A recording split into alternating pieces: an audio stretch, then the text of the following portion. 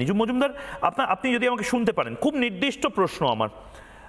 ভারতের জন্য আপনি বারবার বলে যাচ্ছেন এটা মানে it's not a time to rejoice, এটা উৎসবের দুহাত তুলে উদ্বাহ নৃত্যের সময় নয়। ডোনাল্ড ট্রাম্পের প্রেশার একদিকে, ডোনাল্ড ট্রাম্পের আমি তো বলবো ডিপ স্টেটের বদমাইশির সাথে এখন নতুন গলার কাটা যুক্ত হয়েছে ডোনাল্ড ট্রাম্প, কখনো নরমে কখনো গরমে, ওই কিসমত কি হাওয়া কবি নরম কবি গরম। এবং তার পাশাপাশি নেপাল, বাংলাদেশ, মিয়ানমার, আপনি বারবার বলছেন যে বড় কিছু হতে পারে। আসল টার্গেট ভারত, আসল টার্গেট প্রধানমন্ত্রী নরেন্দ্র মোদী, কারণ এই ভারতটা আর মিনমিন করে কথা বলা ভারত নয়। নিজুমদা, আপনি আপনি শুধু আজকে নয়, আমি আপনাদেরকে দীর্ঘ সময় ধরে তো বলে এসেছি মহিউদ্দা যে this is a proxy war. Proxy অনেকে আমাকে দেখলে হয়তো বললো প্রক্সি নিজুম মজুমদার ডাকা শুরু করেছে, সারাক্ষণ একই কথা বলে, কিন্তু this is the reality, you can not avoid মহিউদ্দা। সেটা হচ্ছে যে দেখুন, জয়শঙ্কর যখন ওয়ার্ল্ড স্টেজে যাচ্ছেন, তিনি কিভাবে স্ম্যাশ করে দিচ্ছেন পৃথিবীর বড় বড় সেই সব এলিটদেরকে।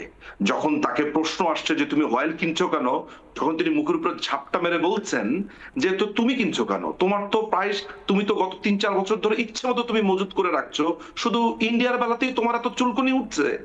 তো এইটা তো আর পশ্চিম পছন্দ করবে না।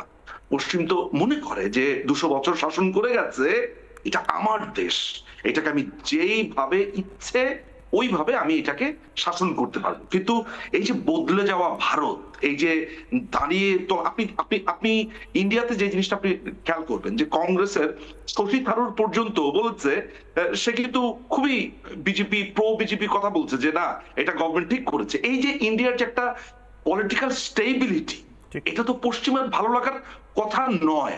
জর্জ সরোস এইখানে একটা দেশ বানাবে, এখানে একটা ইস্ট তিমুর বানাবে। তো আপনি ভালো আছেন, তার ভালো লাগবে কেন? সে মিজোরামে দিনের পর দিন আপনার সমস্যা হচ্ছে, কেন সমস্যা হচ্ছে আপনি বলুন তো আমাকে।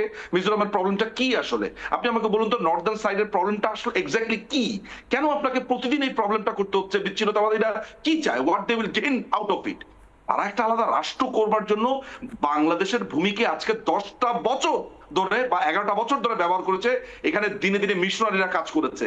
আপনি দেখবেন গলার মধ্যে দিয়ে এইসব পাদ্রীরা কোত্থেকে আমদানি হয়েছে, ইটালি থেকে আমদানি হয়েছে, আমেরিকা থেকে আমদানি হয়েছে, টাকা দিয়ে দিয়ে দিয়ে দিয়ে খ্রিস্টান বানিয়েছে। আমি কোনো ধর্মের এগেইনস্টে না, আমি যেটা বলতে চাচ্ছি যে ধর্মের জন্য তো খ্রিস্টান বানাচ্ছে না, বানাচ্ছে একটা দেশ তৈরি করবার জন্য। কেন বানাচ্ছে? ওইখানে একটা দেশ তৈরি করলে ওই দেশ তখন সার্বভৌম সিদ্ধান্ত নেবে, তখন তো ইন্ডিয়ার কিছু বলার থাকবে না, বাংলাদেশের কিছু বলার থাকবে না। এই যে শেখ হাসিনার জন্য, মাননীয় প্রধানমন্ত্রীর জন্য এই অঞ্চলে তারা অপারেট করতে পারছিল না, দেখেছে একটা বড় রকমের শত্রু শেখ হাসিনা, তাহলে নরেন্দ্র মোদী বা ভারতের এই ডানা ভেঙে দাও, এই ভেঙে দাও। কিন্তু আমি নিজুম মজুমদার আপনার কাছে আসবো, এটা তো খুব বিপজ্জনক একটা দিক যে সিআইএ বা ডিপ স্টেটের কোনো দেশকে পছন্দ হলো না, মানে এটা বিপজ্জনক দিক।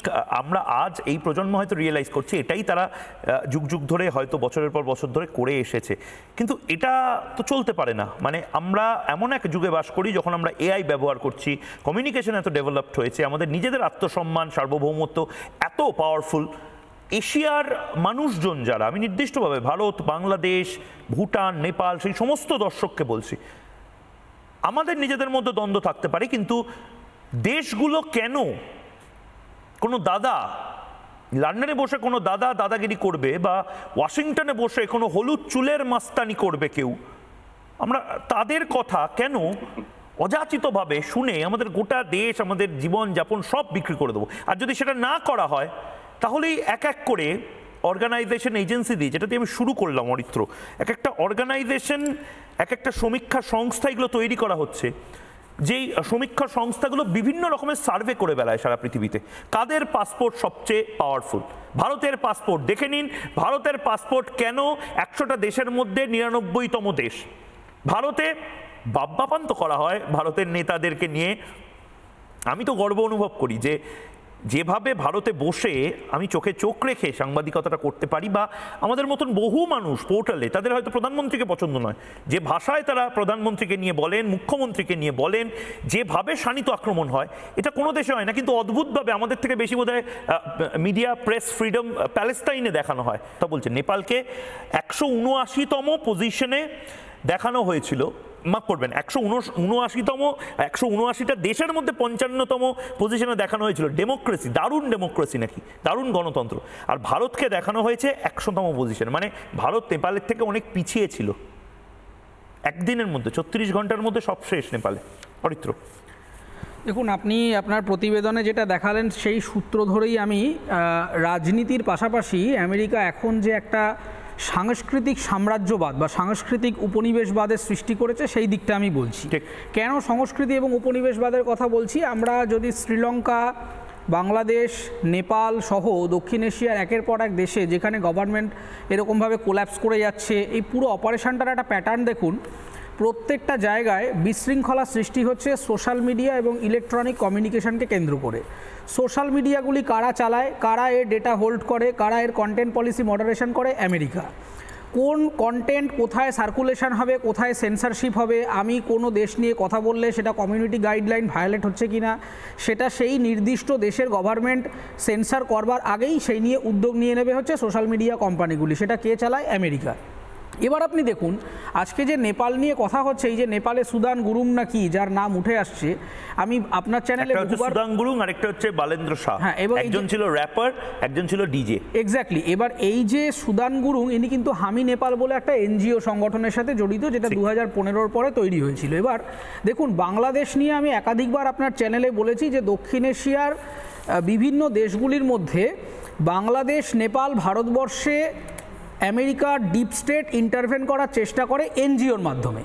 পাকিস্তানের ক্ষেত্রে তারা সরাসরি সামরিক বাহিনীর সাথে যে সেটেলটা করার চেষ্টা করে বা পারে, সেটা আমাদের মতো দেশগুলিতে পারে না বলে এই বিভিন্ন এনজিও, ট্রেনিং, কমিউনিটি সেন্টার, যে আমি শিক্ষা ছড়িয়ে দিচ্ছি, হ্যাঁ, সুস্বাস্থ্য ছড়িয়ে দিচ্ছি, এইগুলো হচ্ছে ছদ্মবেশ। তারা প্রথমে সোশ্যাল মিডিয়াতে একটা ব্রেন ওয়াশিং সিস্টেম তৈরি করছে যে তুমি যে সমাজে রয়েছো, তুমি যে পৃথিবীটাতে রয়েছো, সেই পৃথিবীটা ভালো নয়, সেই পৃথিবীর ধর্ম, সংস্কৃতি, ভাষা, পোশাক আশাক, নীতি সমস্ত কিছু গোলমেলে।